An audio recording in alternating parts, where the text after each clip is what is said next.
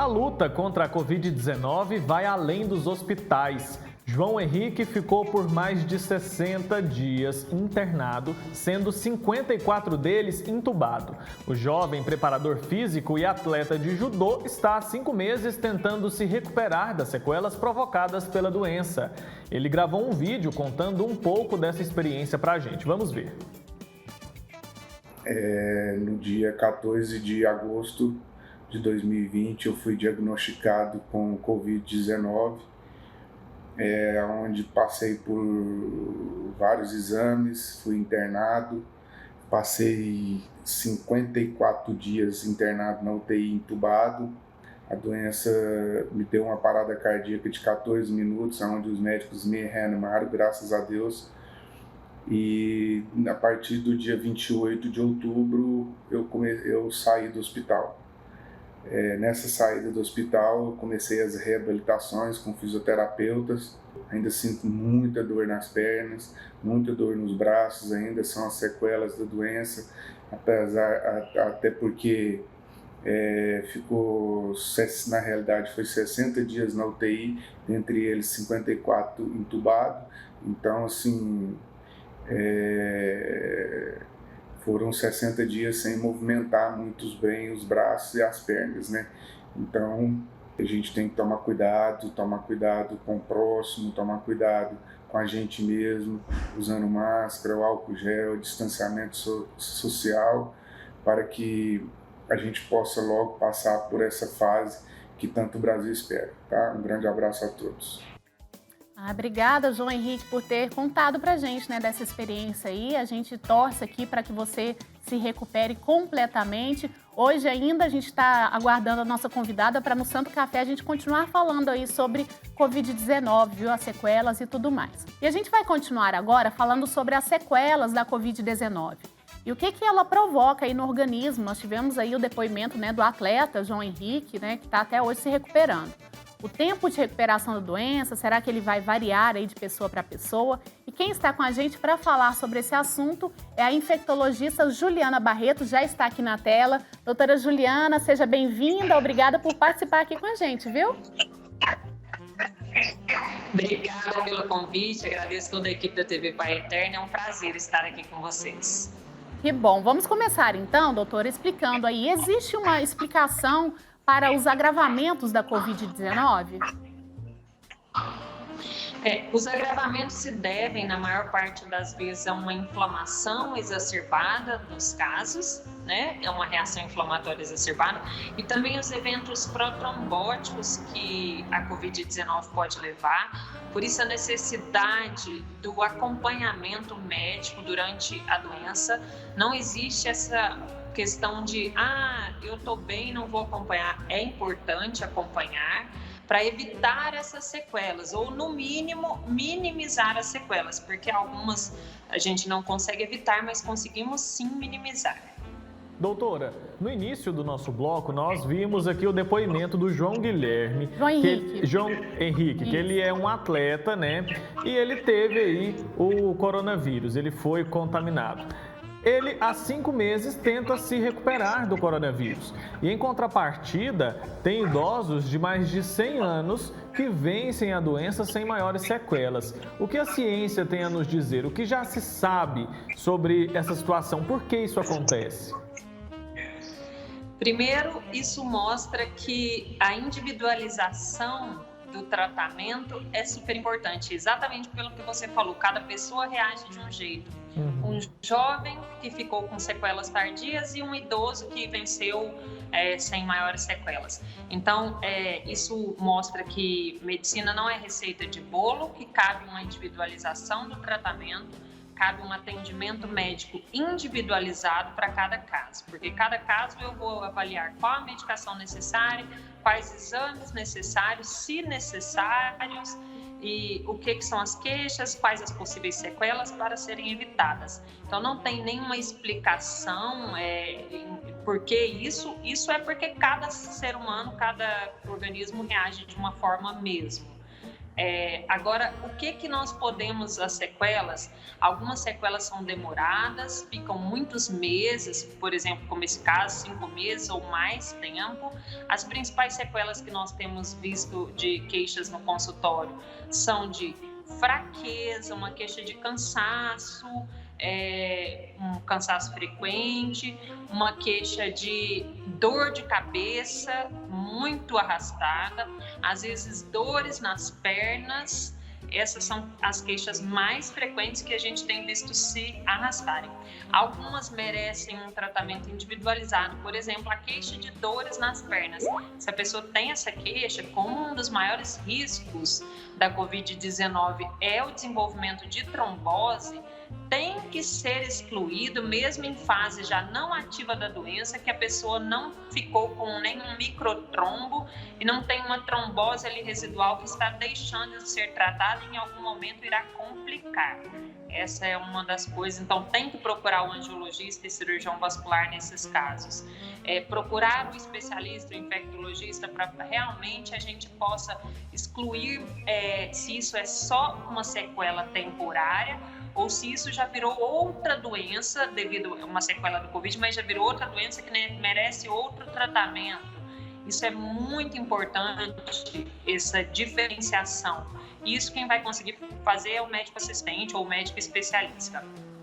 Doutora, no início da pandemia foi falado que pessoas que têm o sangue tipo A desenvolvem aí a doença e ficam até mais grave. É verdade isso? Não conseguiu se confirmar essa teoria do tipo sanguíneo, ainda tem estudos correndo, mas até o momento isso não é verdade, não tem nenhum estudo que confirme isso. Doutora, até que tenhamos, né, uma vacina para todo mundo, a gente sabe que a vacinação aqui no nosso país, ela está ainda a passos lentos, mas está acontecendo, né? Enquanto todos nós não recebemos a vacina, qual é a melhor prevenção? A melhor prevenção é o uso das máscaras, a higienização correta das mãos e o distanciamento social de 1,5 m, evitar aglomerações. Se a população não se conscientizar disso, principalmente nesse momento, não tem nada que possa ser feito, que vão ser evitados novos casos e novas mortes. Então é necessário uma consciência social de todos, porque essa não é só uma luta de uma pessoa, essa não só é uma luta do governo, o mundo parou, é uma pandemia, nunca vivemos isso a nossa geração, então realmente precisamos da união de todos em mover forças, manter a calma. Eu sei que é um momento delicado, estão todos mentalmente cansados, fadigados, inclusive nós, profissionais da saúde, mas devemos permanecer com perseverança, otimismo e mantendo essas condições de isolamento social. Isso é o que realmente faz a diferença nesse momento. A chegada da vacina já está aí, é preciso ter calma para que todos se vacinem, mas as pessoas não estão mais usando as máscaras, isso nós podemos ver todos os dias, estão sim aglomerando, principalmente aglomerações clandestinas, nós vemos famílias inteiras se infectando após essas aglomerações, infelizmente às vezes perdem entes queridos por coisas que podem ser evitadas. É verdade, doutora. Agora, a senhora falou aí sobre o uso da máscara, né? Toda máscara, ela previne a Covid-19? Não. Toda máscara, ela se feita, por exemplo, a máscara de tecido, com no mínimo uma dupla camada de tecido, é o mínimo que ela tem que ter, de uma dupla a uma tripla, mas se ela não tiver filtro, ela vai minimizar que você passe as gotículas de saliva. E as gotículas, se você espirrar, por exemplo, às vezes eu vejo as pessoas espirrando e nesse momento elas tiram a máscara. Tem que ser o contrário, esse é o momento que a máscara está ali para proteger os outros. Então essa máscara de tecido sem filtro, ela protege que você não passe para os outros, mas é necessária a consciência que se ninguém passar para os outros, ninguém vai pegar. Então assim, agora a máscara que te protege de pegar é a máscara realmente que tenha filtro, no caso uma máscara cirúrgica, que é aquela máscara de TNT que a gente compra na farmácia. Mas as outras impedem que você passe. Então, se ninguém passar, também ninguém pega. Isso é uma explicação importante para as pessoas terem consciência.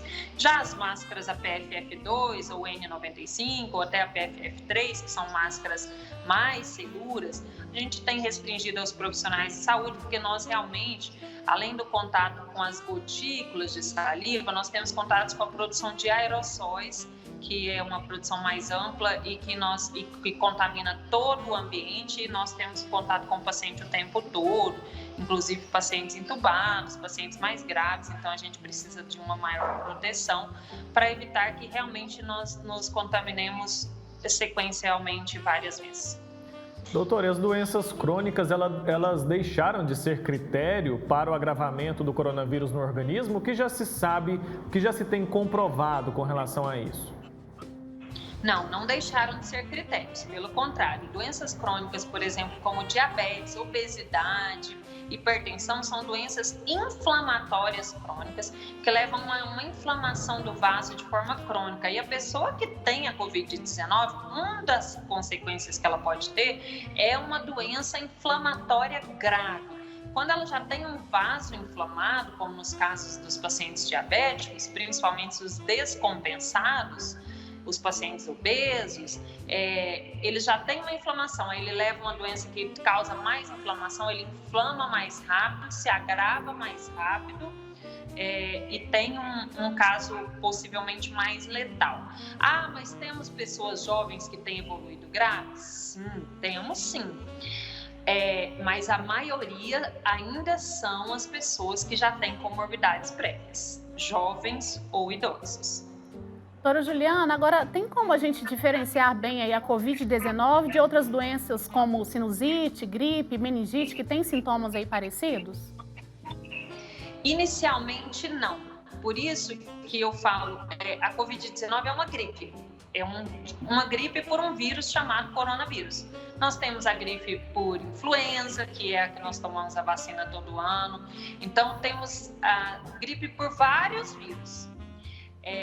Então, inicialmente não tem como. Então, se nesse momento você está gripado, a suspeita maior é Covid-19, qual que é o medicamento precoce, a coisa precoce que você pode fazer para evitar sequelas, evitar complicações? Um atendimento médico precoce, para que seja avaliado precocemente o que deve ser tomado de conduta de forma individualizada. Essa eu acho que é a maior informação que eu posso dar. Buscar um atendimento precoce, porque inicialmente não é possível diferenciar.